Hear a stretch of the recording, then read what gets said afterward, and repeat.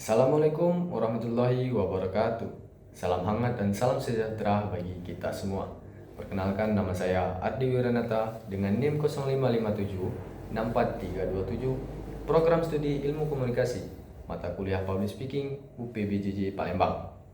Teman-teman yang saya hormati, terutama para generasi muda yang hidup di tengah derasnya arus digital, yang setiap hari membuka Instagram, TikTok, X, Twitter, atau media sosial lainnya. Coba kita refleksikan sejenak, seberapa seringkah kita membuka ponsel tanpa alasan yang jelas? 5 kali kah? 10 kali? Atau bahkan 20 kali sehari? Kita memang hidup di zaman digital, di mana media sosial menjadi bagian dari kehidupan sehari-hari. Dunia maya terasa seperti ruang kedua, tempat kita bekerja, bersosialisasi, bahkan mencari jati diri. Namun, di balik semua kemudahan dan hiburan yang telah ditawarkan, ada satu hal yang penting yang sering terlupakan, yaitu kesehatan mental kita sendiri. Maka dari itu, saya ingin menyampaikan tentang digital well-being, menjaga kesehatan mental di era media sosial. Melalui kesempatan ini, saya ingin mengajak kita semua lebih memahami betapa pentingnya menyeimbangkan kehidupan digital dengan kehidupan nyata, menyadari dampak negatif antara pengguna sosial yang berlebihan, serta menerapkan kebiasaan digital yang baik dan bijaksana. Teman-teman sekalian, tidak bisa dipungkiri, media sosial telah memberikan banyak manfaat bagi kita. Belajar hal-hal baru, berhubungan dengan orang lain, hingga menyalurkan kreativitas kita. Tetapi di balik semua itu, ada sisi yang harus kita waspadai. Berbagai penelitian menunjukkan bahwa penggunaan media sosial secara berlebihan dapat menurunkan kesehatan mental kita.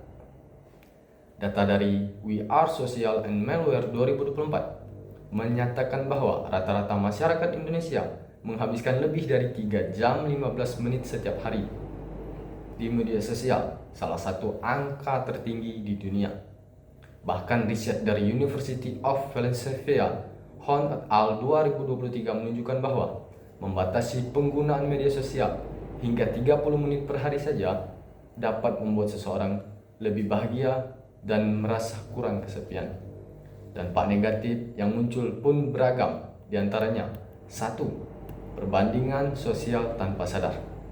Kita sering membandingkan kehidupan kita dengan orang lain yang tampak lebih sempurna di dunia maya. Yang kedua, FOMO atau Fear of Missing Out. Rasa takut tertinggal tren membuat kita tidak bisa lepas dari notifikasi. Yang ketiga, gangguan tidur. Cahaya biru ponsel mengganggu hormon melatonin yang penting untuk kualitas tidur kita. Namun ada kabar baik, kita bisa mengendalikan bagaimana kita berinteraksi dengan dunia digital. Beberapa langkah sederhana yang dapat kita mulai antara lain: 1. Digital detox. Luangkan waktu tanpa layar, misalnya 1 jam sebelum tidur tanpa ponsel.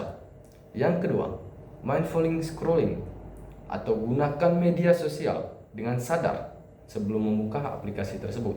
Tanyakan kepada diri kita sendiri, apakah ini benar-benar berguna bagiku atau tidak sama sekali. Yang ketiga, atur notifikasi dan waktu layar. Manfaatkan digital well-being di ponsel untuk memantau durasi penggunaan kita sendiri. Yang keempat, bangun koneksi nyata.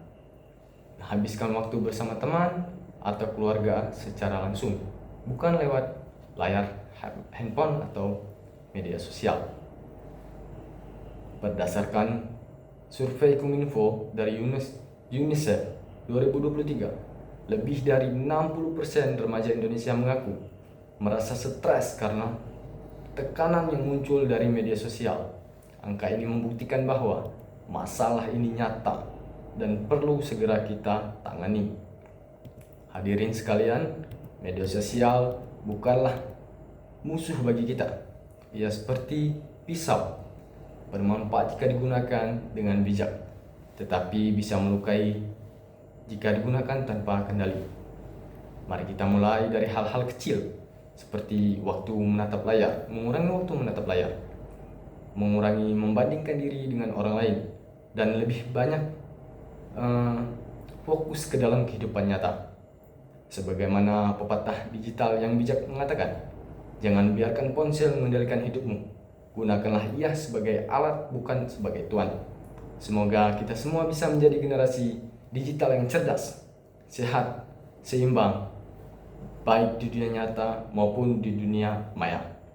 Sekian dari saya Ardi Wiranata. Assalamualaikum warahmatullahi wabarakatuh.